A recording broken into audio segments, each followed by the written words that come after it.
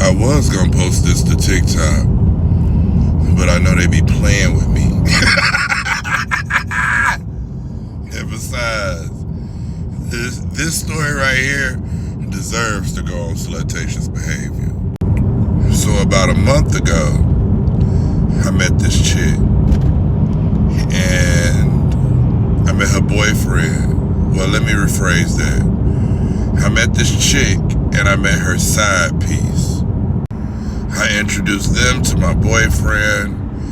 We had drinks, we smoked, and then, we went back to our place, which turned into like one of the best bisexual fantasy sessions I've ever had.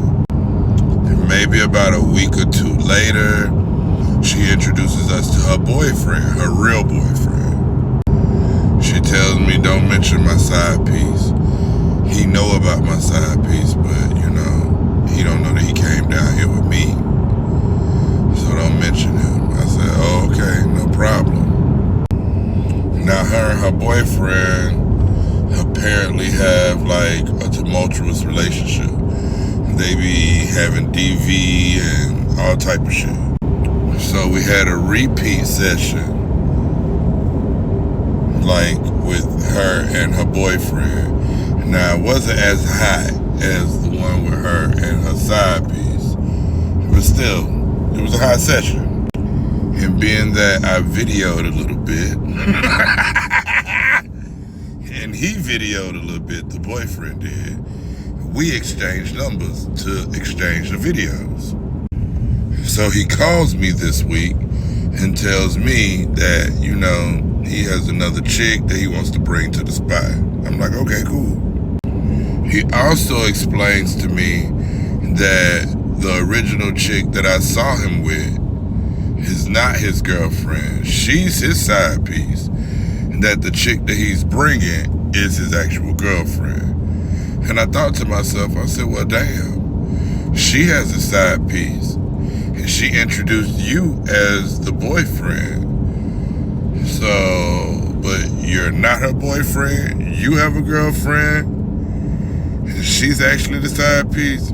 Either way, he sent me a few pictures of his girl. And I was like, oh, okay, word. So, I showed my nigga. And they said they was going to pull up Wednesday.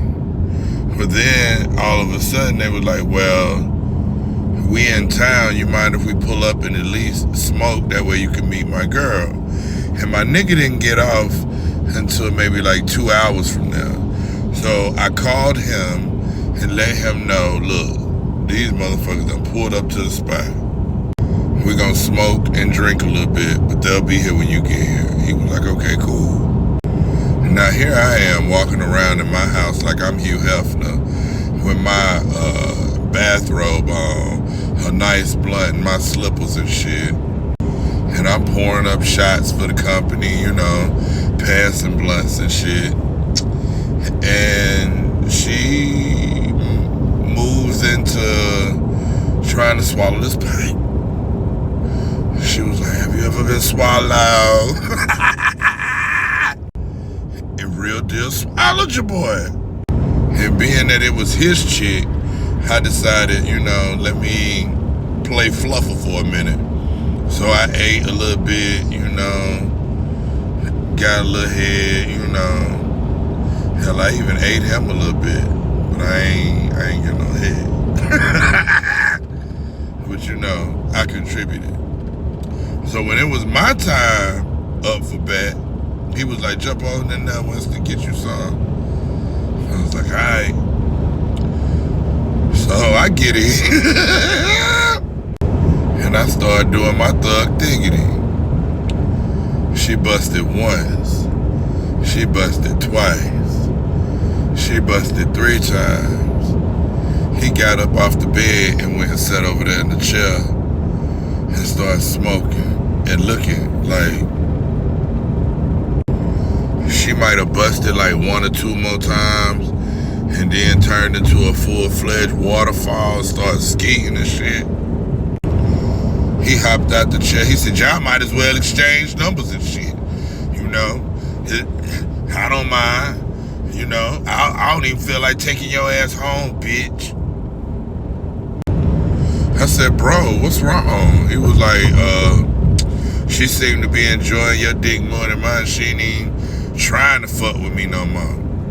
I said, bro, we can cut this short, cause you know, I don't want no problems. He was like, no, keep fucking her. That's what she want. She busting all kind of nuts. She ain't never nutted like that with me. So I said, let's just take a break. Let's roll a blunt. Let's smoke, you know. Just chill. So they go outside for a conversation, okay?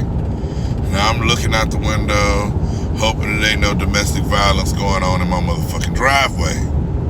They talk, they come back with a better attitude. I pass the blunt around, I call my nigga, of course, and I tell my nigga what happened, and you know, I was like... In about 10 miles. I tell my nigga what happened, of course, and, you know, he was like, oh, I ain't with that shit. And I said, neither was I. I said, they tripping. So while we smoking, he say, hey, Winston, you know, let her eat that thing up again. I was like, you start. So they start smashing. You know, I contribute, you know, I start slanging this pipe in both their mouths. Here, you take some pipe. Here, you slurp this pipe. Here, you slurp this pipe. Slurp this pipe together. I'm just, you know, I'm there.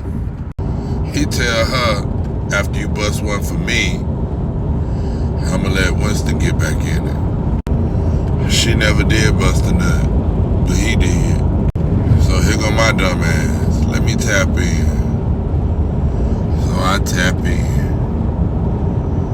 I'm in for maybe like 10 minutes. She bust again. She bust again. She bust like 3 more times, and he slapped fire out of her. And I said, hold the fuck up, nah, this ain't gonna work for me, bro. I ain't with any of that shit. He said, nah, we talked about this before we came. It's kind of like role playing and shit. I said, nah, bro, I ain't with any of that. I said, y'all into that? And I leaned in and asked her, and she made a face like, no, but you know, just kind of go with it. She tell me to keep going. I keep going. She busts one more time, and then I look over my shoulder, and this nigga's getting dressed. You hear me? He said, bro, I apologize. You know, we know each other. You know, we done linked a couple of times and shit. You cool. I just thought I could handle this shit. I just can't handle it, man. I can't, I said, is this your baby mama? He said, yeah, this is my fiance. I was like, look, bro, don't bring what you love to the session to get slutted out. You bring sluts to the slut out session, and not your wife, okay? You knew what type of pipe I had before you came over here. And she ain't make shit no better. Like, when she getting ready to go, she told me, ooh, my legs feel like Jello. I bet they do.